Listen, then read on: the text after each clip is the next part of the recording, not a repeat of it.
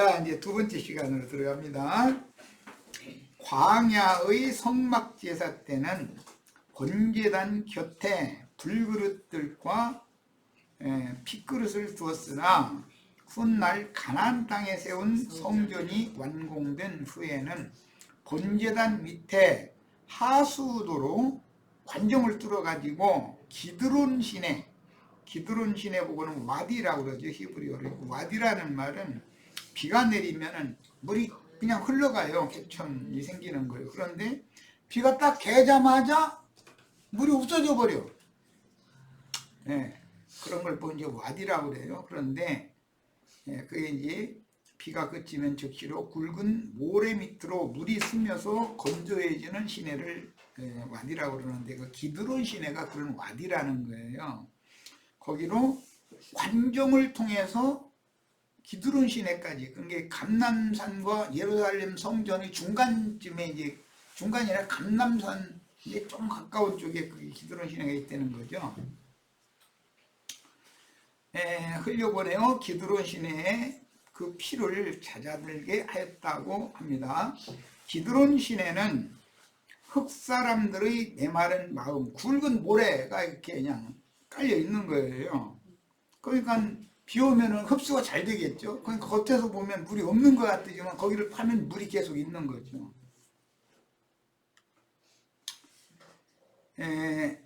흑사람들의 메마른 마음을 대표하는 저주받은 첫사람 아담의 모습으로 오신 분이 육신의 모양으로 세상에 오신 인자 예수죠. 인자 예수의 마음을 상징하는 것이다. 그래서 다윗이 본 훗날 자식의 배반을 당했을 때 왕궁을 비우고 피난할 때 머리를 뚫어서 얼굴을 가리고 맨발로 걸어서 자신의 잘못을, 쭉 말하자면 이런 그 반역을 당하게 된 근원은 자기가 제공을 했다, 이제 밧세바를 취한 것 때문이다라는 것을 알았기 때문에 자신의 잘못을 뉘우치며 기드론 시내를 건너서 감람산에 올라가지고 예루살렘 성전을 향해서 눈물로 기도를 했죠. 이것은 이 생에서 지난날의 범죄에 대한 그 값을 치를 수 있도록, 즉 예수 죽인 것을 증인들의 몸에 지니게 하여 항상 겸손한 영과 낮아진 마음으로 계시로 받은 말씀을 대언하는 그 제사장의 직무를 끝까지 충성되게 수행을 하도록 하나님이 배려하신 것을 보여주는 그림이에요. 이런 역사적인 예표를 실현하신 예수께서 세상 죄들을 짊어지기 위해서 제자들과 이생의 마지막 유월절을 먹고 나서 잡히시던 그 밤에는 기드론 시내를 건너 감람산의 기도처에서 기도하시다가 이제 잡히게 됐죠. 그렇게 돼서 스가랴 14장 1절로 8절, 그날에 여호와의 발이 감람산에 설 것이고 그 감람산은 이게 양쪽으로 갈라진다. 그래서 북쪽과 남쪽에 길게 이렇게 우시아 때의 지진을 피하여 도망가야 살아남을 자들을 위해서 그 은신처, 피난처가 마련된다라는 예언이 이제 구약 성경에 나왔는데, 그런 예언을 예수님이 이렇게 이루셨다. 그러니까 이 생에 사는 우리 모두는 결국은 예수님의 마음 안으로 거친 이제 모래가 이렇게 쭉 시내를 이루고 있는 게 기드론 시내를 상징인데, 거기에 들어가서 그리스도의 피가 믿는 이들의 양심과 마음에 뿌려져야 된다는 거예요. 그걸 이제 상징하는 것이죠. 자, 레위기 4장 7절 이문구를 읽습니다. 제사장은 또 그 피를 여호와 앞 곧 회막한 향단불에 바르고 그 송아지 피 전부를 회막문 앞 번제단 밑에 쏟을 것이며, 제사장이 범죄를 했고 왕이 범죄를 했을 때는 반드시 소로 제사를 해야 하는 거예요. 속죄 제물을 드릴 때. 그 다음에 이제 4장 18절 또 그 피로, 이것은 회중이 범죄했을 때를 말하는 거예요. 회막한 여호와 앞에 있는 제단 뿔들에 바르고 그 피 전부는 회막문 앞 번제단 밑에 쏟을 것입니다. 계속 남은 피를 번제단 밑에 쏟아야 된다는 율법을 지금 읽는 거예요. 레위기 4장 25절 제사장은, 이건 이제 족장이 범죄했을 때 족장의 속죄를 위해 제사하는 경우에요. 그 속죄 제물의 피를 손가락에 찍어 번제단 뿔들에 바르고 그 피는 번제단 밑에 쏟고 그랬어요. 그러니까 어쨌든 기념 제물이 아니고 남은 제물의 피는, 남은 피는 반드시 제단 밑에 피그릇이 있어서 거기다 갖다 쏟아야 된다. 그 피의 양이 채워지면 진박 정한 곳에 채를 버리고 피를 버리는 장소가 정해져 있어서 그곳에다 갖다 버려야 되는 거예요. 그러면 이제 왜 피를 부어가지고 그 재라는 건 이제 티끌인데,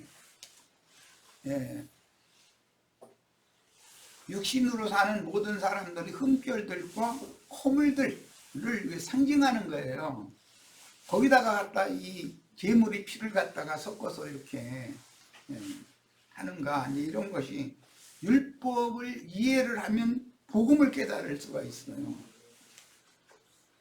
옛사람의 그 육체라는 건 티끌로서 왔으니까 당연히 티끌로 돌아가야 된다라는 걸 보여주는 거다 이거예요. 그러니까 육신의 몸은 제 아무리 선을 행했든 의를 행했든 어차피 죽어야 되는 거다라는 걸 보여준다 이 말이에요. 그런데 세상사를 위해서 죽는 게 아니라 하나님의 말씀과 그에게 맡긴 증거로 인하여 죽임을 당하는 그 사람의 채와 물을 떠다가 죄인들을, 속죄절날 죄인들에게 채를 뿌리고 물을 뿌리는 거예요. 잿물 뿌리는 거예요. 실제는 그것은 이제 제사법이었었어요. 그래서 바울사도가 신약에서 내가 예수 죽인 것을 내 몸에 짊어지는 것이다, 이제 이렇게 표현했어요. 이게 그 사역 동안에 많은 고난을 받았는데 그것이 예수 죽인 것을 자기 몸에 지금 짊어지는 거라는 걸 바울사도는 깨달았던 것이죠. 제사법을 완전히 깨달은 사람이죠. 레위기 4장 30절 제사장은 손가락으로 그 피를 찍어 번제단 뿔들에 바르고 그 피 전부를 제단 밑에 쏟아라 그랬는데, 이건 평민이 범죄했을 경우를 말하는 거예요.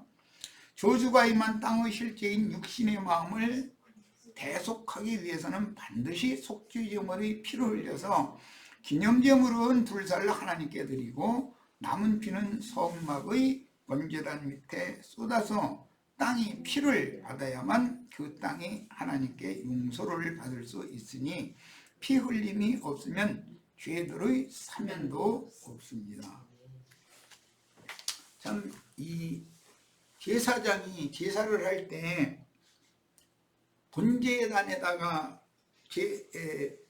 피를 바르거나 뿌려야 되는데 뿌리는 거야 우슬처럼 찍어서 뿌리면 되지만 손가락에 피를 적셔가지고서 노쇠가 벌겋게 불달아 있는 제단 뿔에다가 그 피를 발라야 되는 거예요. 그럼 손 다 타버리잖아. 그럼 어떻게 해야 되겠어요? 그래서 놋젓가락이라는 것이 있는 거예요. 놋젓가락으로 피가 흘러내려가 가지고서 발라지도록 이렇게 했었던 거예요. 안 그러면 손가락이 다 타버리죠. 손가락을 직접 갖다 24시간 계속 불 떼고 있는 그 놋재단 뿔에다가 피를 이렇게 분주해서 바른다고 그러면 그게 말이 돼요. 그러니까 손에 직접 닿지 않도록 뭔가 기구를 통해서 피를 흘려내서 발랐어야 됐다는 것을 알 수가 있는 거예요. 자, 그 다음에 이런 제사법은 흙사람에게 허락하신 호흡, 생명이 끊어지기 전에 반드시 예수 그리스도 영원한 생명으로 영이 거듭나기 위해서 육신의 생명은 죽어야 되고 그 육신의 생명을 대속하기 위한 기념제물이 제단과 제단 뿔에 뿌려져야 되고 대속죄절날은 문장과 휘장과 그 다음에 금제단과 속죄소에다 또 뿌리고 남은 피는 제단 아래에 이렇게 쏟아야 됐다는 거예요. 하나님은 사람이 직접 죽어야 되지만 죽을 수밖에 없는 죄인들이지만 사람을 죽이는 것은 하나님의 뜻이 아니었기 때문에 대신해서 대속물을 받으시고 사람을 사면 용서해 주신 거예요. 이것이 복음이죠. 자, 그래서 옛사람의 몸을 벗고 영의 몸으로 영원 세계의 영광 중에 나타나 메시아의 왕국 후사들이 되어져야 된다라는 것을 여러 제사법을 통해서 암시를 해놓는다는 거죠. 이 구약 성경은 읽어도 이런 것을 깨닫지 못하면 이건 성경도 아니죠. 레인기는 사람들이 있다 보니까 골치 아프니까 뭔 소리인지 모르겠고 그러니까 휙하고 넘겨버려. 제사법을 모르면 하나님 앞에 제사한다고 모여서 떠드는 것이 다 예수님이 오셨을 때 사마리아 산당 제사나 예루살렘 신전 제사하는 것에 지나지 않는 것이지 그게 하나님 앞에 연락되는 건 아니잖아요. 하나님은 사마리아 여자에게 하나님이 원하시는 제사는 이렇게 해야 된다. 이 산에서도 말고 예루살렘에서도 말고 하나님은 영이시니 신령 안에서 참으로 진정으로 라고 그랬는데 진실됨으로 예배를 해야 된다. 하나님이 이렇게 예배하는 자를 찾으시는데 지금이 바로 그때다. 그랬어요. 예수를 영으로 영접하는 것이 참 제사인 것이죠. 그런데 영으로 영접하는 것을 생명수를 마시는 걸로 상징했지. 레위기 4장 34절 제사장은 그 속죄제물의 피를 손가락으로 찍어 번제단 뿔들에 발라라. 아니 만약에 손가락에 막 빨갛게 불나라 있는 그 노쇠 뿔에다가 손가락 갖다 이렇게 댔다가는 그 손가락이 바싹 타버리지 뭐가 되겠어요. 그러니까 율법 제사에서는 그 노젓가락이 있어요. 이제 그 부삽도 있고 불 옮기는 그릇도 있고 노젓가락도 있고 노숟갈도 있고 그래요. 그러니까 손가락으로 찍어 바른다고 그러지만 실제로는 노젓가락이나 그 노수로 만든 숟갈로 피를 이렇게 해가지고 흘려서 이렇게 발랐던 것이죠. 레위기 4장 34절 제사장은 그 속죄제물의 피를 손가락으로 쥐고 번제단 불에 바르고 그 피 전부 제단 밑에 쏟아라 이랬어요. 그 다음에 레위기 이제 5장 9절로 갑니다. 그 속죄제물의 피를 제단 곁에 뿌리고 그 남은 피는 제단 밑에 흘릴지니 이는 속죄제요 그랬는데 이건 저주하는 증인들의 범죄를 속하는 제사예요. 이 레위기 5장 이런 말씀을 읽으면 신부님이나 목사님들 세상 축복 받으라고 하면서 오늘 축복 임한다 해서 하면 그게 사실은 복이 저주가 되는 거예요. 그걸 알아야 돼. 증인인데 저주하는 증인이요. 레위기 여기 5장에 보면 저주하는 증인은 내가 하나님의 축복을 빌어준 것이 아니라 이 불쌍한 백성들 저주해버렸네? 그럼 그것을 깨달으면 그 속죄 제사를 해야 된다 이거예요. 첫 아담에게는 땅과 하늘에 저주가 임했지만 아브라함을 통해서 저주를 전하여 복이 되게 하셨잖아요. 그러니까 우리는 복의 통로가 돼야지 저주의 통로 노릇을 하는 사람을 만나고 그 앞에 가서 아멘 아멘 할렐루야 하고 뭐 이러고 있으면 안 된다. 같은 저주가 임하니까 참 이걸 가르치기가 쉽지가 않은 거예요, 이게. 그 다음에 이제 레위기 8장으로 갑니다. 이거 이제 제사장 위임식에 관한 제사죠. 모세가 또 속죄제의 수송아지를 끌어오니 아론과 그의 아들들, 항상 제사장이나 왕의 그 제사는 반드시 소로 드린다라는 거 꼭 잊지 마셔야 돼. 그 속죄제의 송아지 머리에 안수함에 모세가 잡고 그 피를 가져다가 손가락으로 그 피를 제단의 네 귀퉁이 뿔에 발라 제단을 깨끗하게 하고, 제단을 깨끗하게 했다라는 것은 육신을 입고 있지만 의롭다 하심을 받는 것을 말하는 거예요. 그 피는 제단 밑에 쏟아서 제단을 속하여 거룩하게 하고, 그러니까 우리의 구속받은 사람의 몸은 하나님의 성령의 전이 되는 거다, 이런 말이에요. 제단을 속해서 거룩하게 하는 것은 기념제물 외에 남은 피를 제단 아래 쏟는 것이다 라고 이렇게 율법에 정해져 있어요. 그 다음에 레위기 9장 8절로 11절, 이 아론이 제단에 나가 자기를 위한 속죄제 송아지를 잡으매. 왜? 아론도 자기도 인육을 입은 사람이니까 자기도 죽어야 되잖아요. 죽을 죄를 먼저 아론과 아론의 직계손들을 위해서 먼저 드려야 되는 거예요. 아론의 아들들이 그 피를 아론에게 가져오니 아론이 손가락으로 그 피를 찍어 제단 뿔에 바르고 그 피는 제단 밑에 쏟았다. 이게 제사장의 위임을 받은 사람이, 대사제로서의 위임을 받은 사람이 제사를 행하는 거예요. 이제 이것은 예수님이 십자가에서 실제는 죽는 거죠. 그게 제사죠. 그리고 부활 승천하여 제사를 완성하시는 거예요. 그 속죄제물의 기름과 콩팥과 간 껍질을 제단 위에서 불사르니 여호와께서 모세에게 명령하신 것 같았고, 그 고기와 가죽은 기념 밖에서 불사르니라. 그 대제사장의 그 속죄 위임식을 마친 대제사장의 이제 제사를 행하는 그 제물의 소의 고기와 가죽, 이것은 성전 안에서 번제단에 불사르는 것이 아니라 진박 정한 곳 재버리는 곳이라고 그래요. 거기는 피도 버리는 곳이에요. 그곳에서 불사르는 거예요. 이것은 예수님이 그래서 예루살렘 성팍 골고다 언덕에 가서 불사름을 당한 거예요. 자, 계시록 18장 24절로 19장 2절 읽겠습니다. 선지자들과 성도들과 땅 위에서 죽임을 당한 모든 자의 피가 그 성 중에서 발견되었느니라 하더라. 이 그 성이라는 것은 음녀의 7머리가 왕노릇하고 있는 큰 성 바벨론이에요. 이게 큰 성 바벨론은 주님이 보낸 사도들과 증인들을 죽이는 영적 소돔이요 영적 애굽이다라는 말이에요. 기독교가 실제는 기독교인데 큰 음녀의 큰 성 바벨론이라는 게 예수님 때는 예루살렘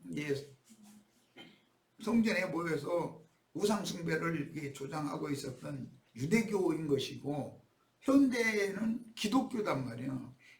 기독교의 제사법과 기독교에 모여서 뭔 땅에 축복받고 배 채우는 걸 막 신으로 막 입을 크게 벌라 그러면 막 채우리라 해서 이런 아멘 하려고 낮아빠지고 뭐 이러는 것이 이게 우상과 지금 연합하고 있는 것이다라는 거예요. 이걸 알아야 돼. 이런 얘기하면은 그럼 예배당 다 그러면 우상 숭배하는 우상의 집이냐고. 맞아요. 예배당은 그 귀신의 처소예요. 우상의 집인 거예요. 이걸 알아요. 큰 성 바벨론이라는 것은 귀신의 처소요, 악령들의 처소요, 모든 부정하고 더러운 새들이 모이는 처소다. 이거 처소라는 말은 옥이다. 이거 옥, 감옥.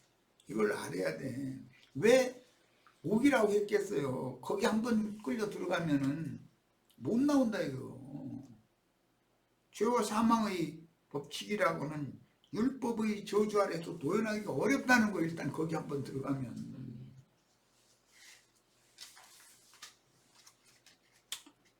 자, 그 다음에 이 일 후에 내가 들으니 하늘에 큰 무리의 큰 음성 같은 것이 있어 이르되 할렐루야 구원과 영광과 능력이 우리 하나님께 있다. 그의 심판은 참되고 이루은지라 음행으로 땅을 더럽게 한 그 음료를 심판하사 자기 종들의 피를 그 음료의 손에 갚으셨다. 그러니까 실제로 우리 피를 신원하여 주지 아니하시기를 언제까지 하렵니까? 그렇게 호소를 했지만 음료의 손에 죽임당한 증인들, 제단 아래에서 호소하는 증인들의 원수를 음료의 손에 갚는 것을 말하는 것이다 이거예요. 기독교라는 것이 뭔가를 아셔야 돼. 이렇게까지 해도 그래도 예배당 목사하겠다고 길을 쓰고 그걸 그렇게 하셔서 돌아가시는 수밖에 없어. 깨달음 없으면 돌이킬 수 없는 거지. 어떻게 할 거예요. 두 번째로 할렐루야 하니 그 연기가 세세토록 올라간다. 이 연기가 세세토록 올라가는 건 이미 14장에서 나왔어요. 고난의 연기가 세세토록 올라가는데 이것은 영원토록 쉼이 없는 자들이 타는 연기라고 그래놨어. 그것이 영영한 불못이잖아. 이거 기독교가 영원한 불못의 중심이다. 이거예요. 세상 사람들도 그 얘기해요. 목사님들은 지옥의 아랫목 제일 따뜻한 데로 가게 된다고 그러더만. 그건 따뜻한 게 아니라 뜨거운 데지. 아유, 답답해야죠.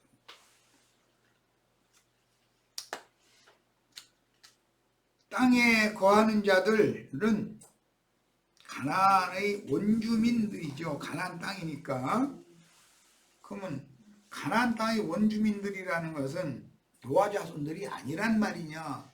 아니에요. 노아 자손이에요. 그런데 육으로 믿는 사람들이지 함 족속들이 그 가나안 땅의 원주민들이 됐으니까. 그러니까 성경이 말하는 건 전부 불신세계를 말하는 게 아니다 이거예요. 바닷가에 거하는 자들인 막둥이 야벳의 후손들에 대해서 말하는 것이 아니고 가나안 족속이라는 야벳 족속이 거하는 곳이 아니에요. 거기는 함 자손들이 거하는 곳이지. 근데 이런 것을 알아야 된다. 그런데 그들이 믿는다고 하지만 전부 육체로 믿는다. 육체로. 함 족속이니까. 영으로 믿는 셈에게 정복당해야 되는 거잖아요. 그래서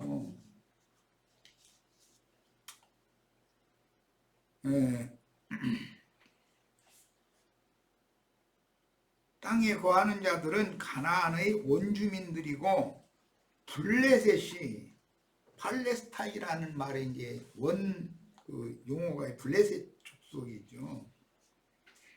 가슬루임 그 자손들이 블레셋이었다고 이렇게 나왔나요? 함 족속이잖아요. 그게 다.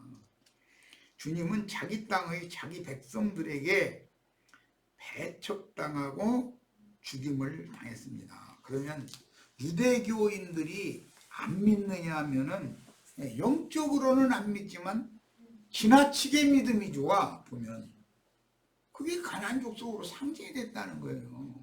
바울이 사울일 때 안 믿은 게 아니에요. 율법을 지나치게 믿었지. 그런데 그 율법이 의미하는 실제인 예수 그리스도를 안 믿고 그냥 율법을 믿는데 지나치게 믿는 거예요. 그것이 가나안 족속들이 하는 짓거리였다는 거예요. 예. 땅 얘기하면 창세기에서부터 아벨의 피를 받은 게 땅이고 이미 하나님께 땅은 저주를 받았잖아요. 저주받은 땅에서는 채소만 나오는 게 아니에요. 곡식만 나오는 게 아니에요. 가시와 엉겅퀴는 누가 심지도 않았는데 나와 있는 거고 사람 잡아 있는 거고.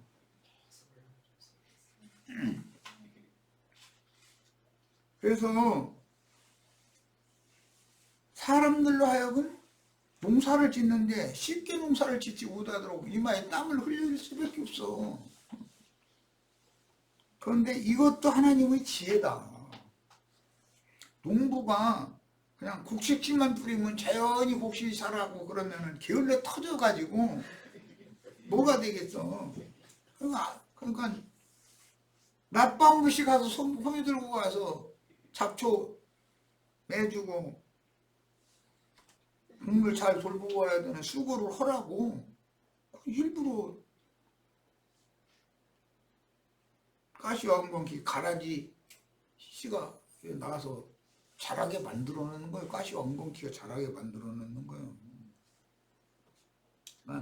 사람이 아무리 율법적으로 도를 닦고 예배당 성당 다니고 유교 불교 뭐 마음의 뜨개 찾아가면서 도를 닦고 뭐 쌀쌀 빌고 날마다 해도 소용없다 이거예요. 소용없어. 육체는 유구열매밖에 더 나와. 가시 엉겅퀴밖에 안 나오는데 도를 닦는다고 예배당에 열심히 다닌다고 철학 공부 열심히 해가지고 막 그렇다는 말하고 그렇게 한다 해서 구원받는 게 아니다 이거요. 하나님이 정하신 대로 대속물인 예수 그리스도를 마음에 받아들여야 된다 이거요. 그래서 주님이 보낸 종 선지자들이 증거하는 그 말씀을 받아들이게 하기 위해서는 주님이 보낸 종 선지자들은 예수님이 앞서가신 그 길을 뒤따라가야 되기 때문에 당연히 많은 신자들의 본이 되어야 된다. 삶에서 말로만 해서는 되는 게 아니다. 이게 그야말로 말씀대로 살아야 되는 거 이게 쉬운 문제가 아니에요. 그런데 예배당 신자들 우리 목사님은 말씀대로만 한다. 그거 늘 자랑하지요. 우리 교회는 말씀대로만 한다. 그런데 그게 말씀대로 하는 것이냐 말씀을 좀 반대로 하는 것이 한두 가지가 아니잖아요. 왜 그러냐? 계시가 없으니까 그런다. 가르치는 사람이 무지해서.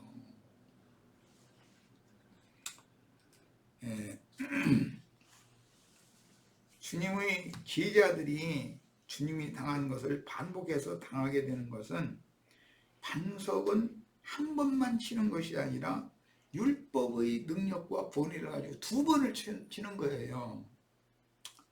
야, 이것이 이미 정해졌고 창세로부터 뱀의 후손과 여자의 후손은 대대로 원수이기 때문에 뱀과 여자만이 원수가 아니라 뱀의 후손과 여자의 후손 사이도 계속 대대로 원수다 이거예요.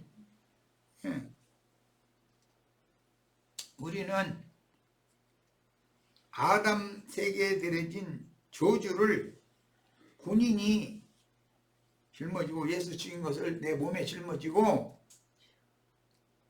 나에게 맡긴 영혼들에게 축복의 통로로 쓰임받다가 주님께 데려감을 받는 것이 얼마나 중요한 문제인가를 오늘 이 시간에 꼭 이 다섯째인 얘기에서는 이게 너무 중요한 거예요 사실은. 그런데 세상 교계에서는 다섯째인 이런 걸 무시해버려.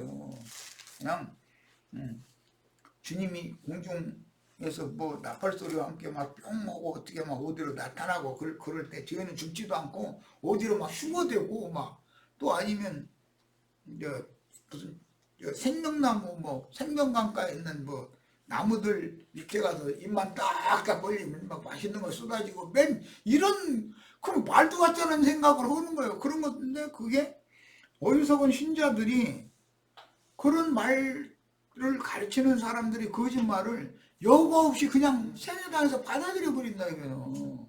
그럼 따져야 될 거 아니요. 응? 이게 뭔 뜻이냐? 당신이 하는 소리가 지금 뭔 뜻이냐? 당신 휴거했었는데 휴거라는 게 뭔 뜻이냐? 그거 좀 가르쳐다고. 뭐 생명강가에 심겨진 생명나무 밑에 가서 성경에 누워서 입만 벌리면 뭐 맛있는 거 쏟아진다는 성경은 없더라. 내가 읽어보니까 도대체 뭘 말한 거냐 하고 물어봐야 될 거 아니야. 따져야 될 거 아니야. 그런데 그런 이상한 스승 밑에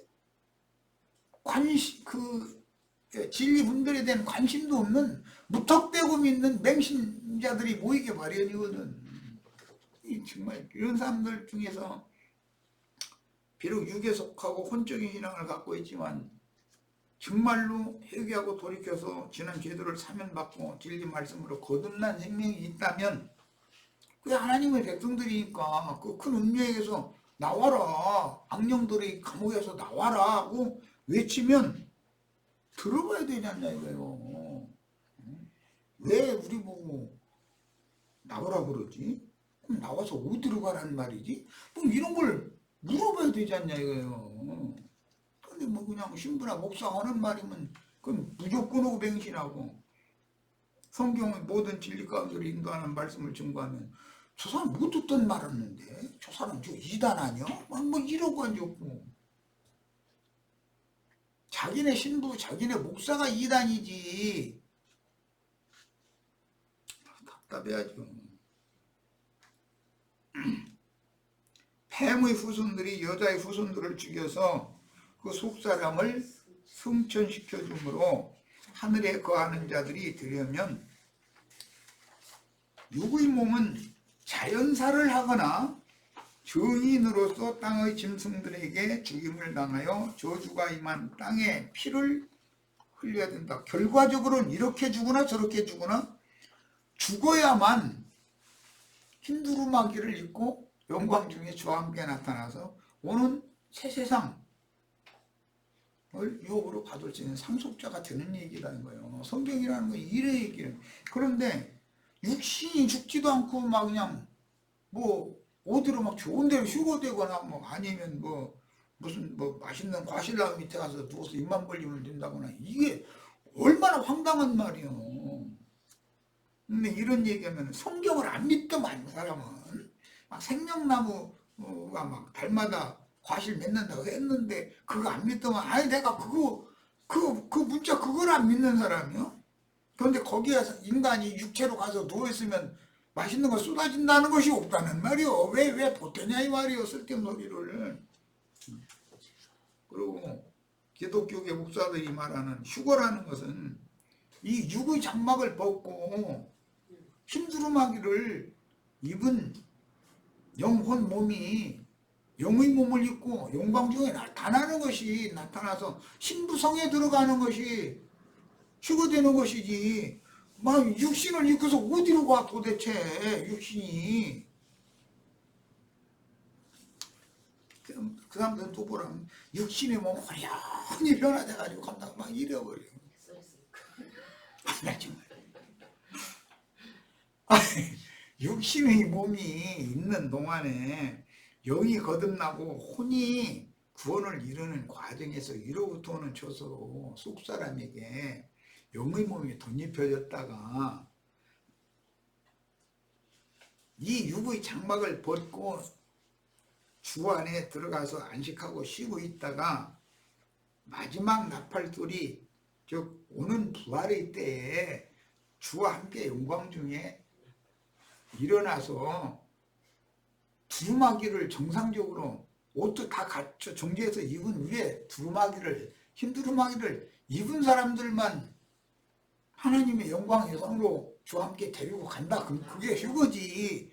무슨 육신의 몸이 호련히 어떻게 변화를 해. 이게 죽어야 겉생명이 흙집이 무너져야 속에서 영원한 집으로 지어진 보석집이 영광 중에 나타나는 얘기를 하는 것이지 흙집이 어디를 가 도대체. 참 이 진리를 가르치기가 이렇게 힘들어요. 그 다음에 각각 저에게 흰두루마기를 주시며 그랬는데 셈족의 특징은 옷을 정제해서 입고 나서 먼 외출할 때는 반드시 두루마기를 입어요. 겉옷을 입는 거예요. 그런데 이것은 몸이 영의 몸으로 완전히 덧입혀져서 나타날 것을 준비한 상태다 이거예요. 그러니까 두루마기를 만약에 이 세상에서 두루마기를 지금 주실 때를 위해서 그 두루마기를 지금 덧입혀주는 중이잖아. 그러다 그때가 되면은 흰 두루마기 입고 나랑 같이 먼 여행 가자. 그러면 그 먼 여행이 어디냐면 하나님의 영광 앞으로 영광의 성으로 데려가는 거잖아요. 그것을 승천이라고 그래. 그런데 승천 얘기 나오면 뭐 장사도 이해가 안 되고 거기다 대고 부활이라는 것이 뭐 삶은 계란 뭐 이쁘게 치른 거 그거 두 개씩 얻어먹으면 부활되는 것도 아닌데도 그런 행습을 늘 하다 보니까 부활이 뭔지를 설명을 할 수가 없어. 그 영과 혼이 예수의 영과 마음으로 소송을 받는 것이 소송함을 받는 것이 부활하는 건데 이런 얘기를 어떻게 설명을 하냐고 지금 기독교인들한테. 내일 이제 곧 또 부활절 지났나? 지났구나. 한참 지났구나.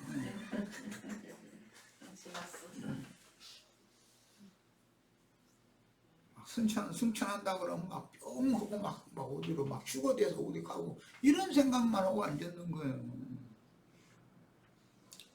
주와 함께 승천한다는 말은 낮고 천한 이 육신의 몸을 벗고 속사람이 온전케 된 다음에 예수님이 앞서서 모든 이름 위에 뛰어난 이름을 받아가지고 모든 자들이 예수님의 무릎 앞에 무릎을 꿇게 만들어 발등상 삼은 것처럼 형제 자매님들의 영과 혼의 그 성품과 인격이 가장 높으신 모든 이름에 가장 높은 이름을 가진 예수님과 동등한 천사와 동등이 된 몸으로 하나님의 영광 앞에 이끌려가는을 받고 오는 영광의 새 세계를 유업으로 상속받는 것이 승천하는 것이지 무슨 물리적으로 무슨 지구에서 막 어디 창공 하늘 어디 높은 데로 어디 막 심지어 북극성 넘어 어디로 간대나 뭐 북두칠성 넘어 어디로 간대나 막 이러고 할 게 없고 북극성이나 북두칠성 넘어 어디로 육의 몸이 죽지도 않고 갔다가는 얼어 죽어. 가기도 전에 얼어 죽어버려. 신령해져서 안 나죠. 신령해져서 춘 것도 몰라 또. 아 그러면 왜 북극성 넘어가서 뭐 마리아 뭐 둘이 뭐 손잡고서 뭐 스케이트를 탔대나 뭐 얼음을 탔다나 막. 아 거기 춥다는 거 아니야. 얼음판이니까. 그럼 추위를 안 탄다는 거예요. 아니 도대체가 얼마나 황당한 것들을 가르치는데 분별을 하려고를 안 해.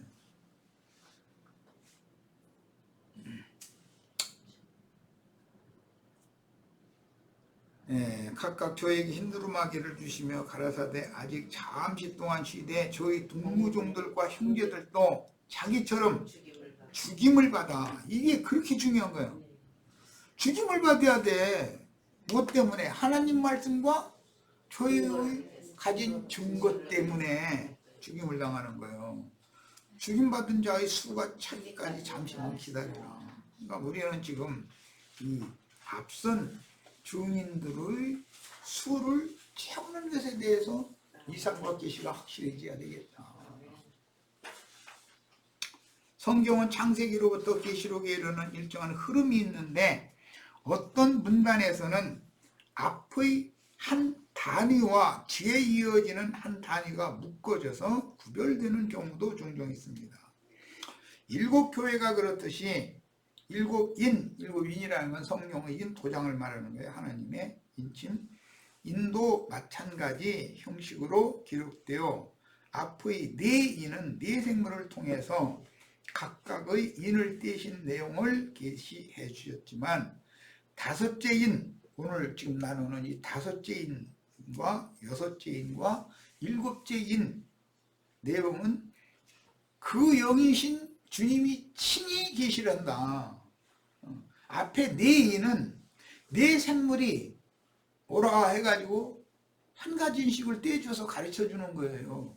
그러나 다섯째, 여섯째, 일곱째인 내용은 그 영이신 주님이 친히 이를 떼줘야 되는 거다. 앞에서 이미 상고한 바와 같이 구약의 모든 예언을 이룬 인자 예수님이 전도의 말씀을 시작하실 때부터 계시록의 작은 책 말씀을 받아먹고 다시 예언하라는 명을 수행하다가 생애를 마친 요한이 죽기까지는 사도시대, 최초의 사도는 예수님, 그 다음에 주님의 일을 맨 앞에서 수행했던 사도는 베드로, 마무리 일을 수행하는 사도는 요한으로 상징이 되어서 두세 증인이라는 말씀을 이제 실현하는 거예요. 그래서 요한이 죽기까지는 사도 시대로서 사도들이 대언한 말씀으로 구속을 받는 시대다. 이 사도들이 대언한 말씀으로 구속을 받는 이 시대는 내 인이 떼지는 기간으로 상징이 됐다 이거예요. 그러나 이제는 그 후로는 그 영께서 직접 다섯째, 여섯째, 일곱째 인의 내용은 주님이 직접 가르쳐 주셔야 되는 거예요. 이제 그러므로 계시록 10장까지는 이 떼어진 작은 책을 힘센 천사로 임하신 그리스도께 받아먹고 나아가서 다시 예언한 그리스도의 종은 요한이었지만 11장 이후에는 두 증인이 그 사역을 잇는 것을 볼 수 있다. 그러니까 요한의 사역과 두 증인의 사역은 어떤 분기점을 이룬다 이거예요. 내 인이 떼어지는 것까지는 요한의 사역까지, 그 다음에 나머지 세 인은 증인들이 마무리를 해야 된다 이거예요. 주님이 직접 가르쳐 주시는 그 영의 가르침이 이제 필요한 거다라는 거예요.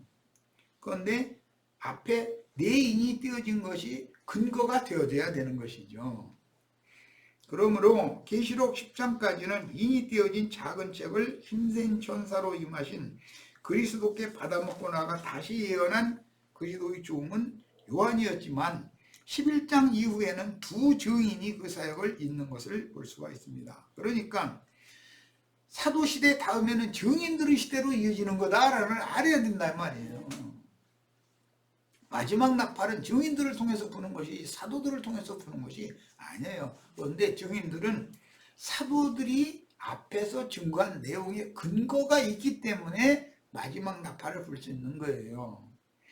자, 증인들은 일곱 뿔을 가진 일곱 눈들이요, 일곱 영들이므로 하나님의 말씀과 저희가 가진 증거로 말미암아 목배임을 당한 수가 처는 문제는 계시록 12장 11절, 계시록 12장 11절, 거기는 읽어보겠습니다.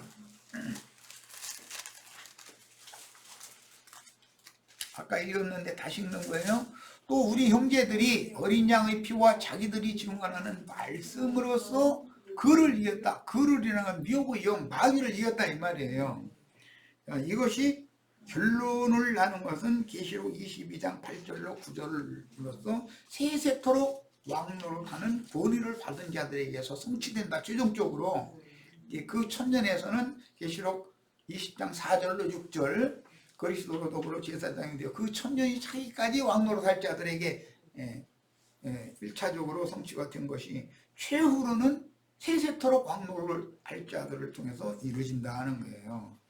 이미 앞에서 상고한 바와 같이 네 생물이 요한에게 보여준 이상과 같이 다른 복음을 전파하는 악한 자의 아들들이 진리의 영을 받아서 바른 교리를 가르친 주의 증인들과 바른 교리를 따르던 진실한 성도들을 소위 이단자다라는 명목으로 종교재판에 회부하여 무죄한 피를 흘려서 순교자의 수를 채웠습니다. 예수님이 잡히시던 밤에 유대교 대제사장 무리인 공회에 가서 종교재판을 받아가지고 사형수로 정해졌었던 거잖아요.